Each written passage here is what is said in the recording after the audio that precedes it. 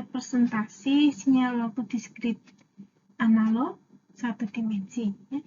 Jadi kita lihat di sini, sinyal bisa diperlihatkan dengan dalam bentuk tabel. Ya. Ini sinyal waktu diskrit, karena apa? Karena kita lihat untuk variabel waktunya, ini nilainya diskrit. Dari 1, 2, 3, dan seterusnya sampai 6. Ya. Jadi tidak ada 1,01, tidak ada hari ke 2,2 dan seterusnya, tidak ada ya. Sehingga ini kalau dilihat dari variabel waktunya, maka sinyal ini adalah sinyal waktu diskrit. Tapi jika kita lihat dari amplitudo sinyal, ya, volume amplitudo sinyal, maka sinyal ini dikategorikan sebagai sinyal analog. Kenapa? Ya karena untuk amplitudonya ini tidak terbatas nilai-nilai diskrit, ya, tidak terbatas nilai-nilai tertentu, tapi bisa dengan desimal 3/10 di sini ya, 69,3, bisa juga dengan 200,1 dan seterusnya ya. Jadi kalau kita lihat, maka dilihat dari amplitudonya, sinyal ini adalah sinyal analog ya. Jadi sinyal ini sinyal waktu diskrit satu dimensi dan analog. Oke. Kemudian ini contoh penyajian sinyal waktu diskrit dalam bentuk grafik ya, bisa dengan menggunakan contoh yang di sebelah kiri, bisa juga dengan contoh yang di sebelah kanan ya. Kalau sebelah kiri ya berarti kita tampilkan dalam koordinat kartesian, ini ada sumbu vertikal dan ada sumbu mendatar. Sumbu vertikalnya adalah untuk variabel nilai sinyal atau amplitudo ya, atau nilai sinyal. Kemudian untuk mendatarnya adalah untuk variabel waktunya ya. Kemudian nilai sinyal ditunjukkan dengan tanda titik-titik di sini ya. Jadi saat K sama dengan 1, berapakah nilai sinyalnya? Anda ditunjukkan pada titik setinggi ini ya. Kemudian saat K sama dengan 2, berapakah nilainya? Ditunjukkan pada titik setinggi ini dan seterusnya.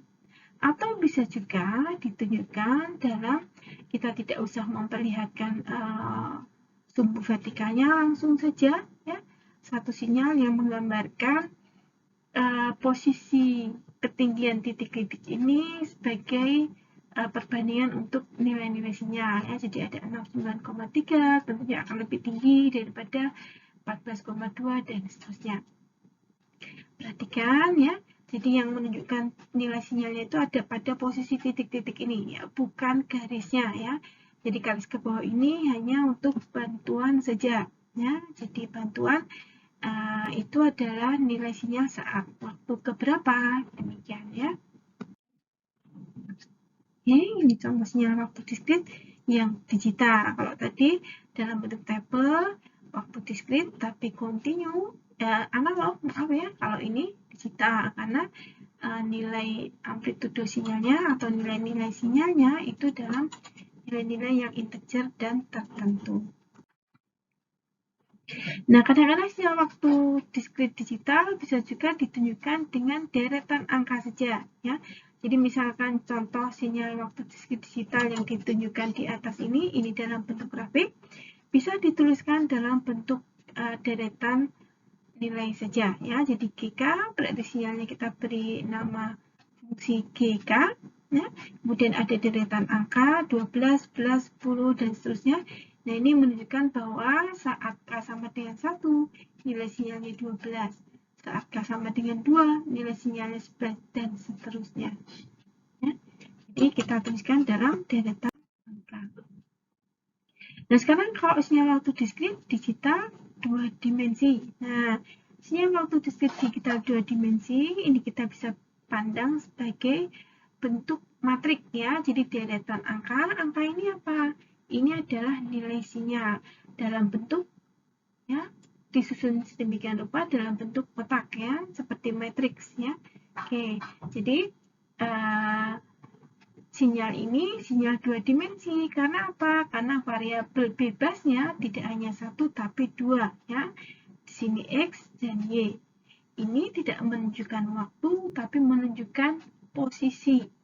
ya, atau spasial dari sinyal ini ya. Jadi sinyal ini ya adalah sinyal dengan ukuran banyaknya baris 3, banyaknya kolom 3 juga ya.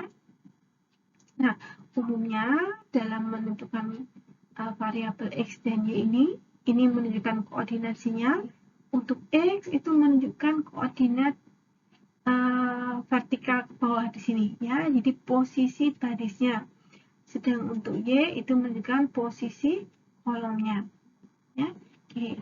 Jadi kalau Gx, Y seperti ini, maka posisi yang 5 di sini, nilai 5 di sini, ini adalah nilai sinyal saat posisinya adalah pada koordinat 1,1 baris pertama kolom kedua.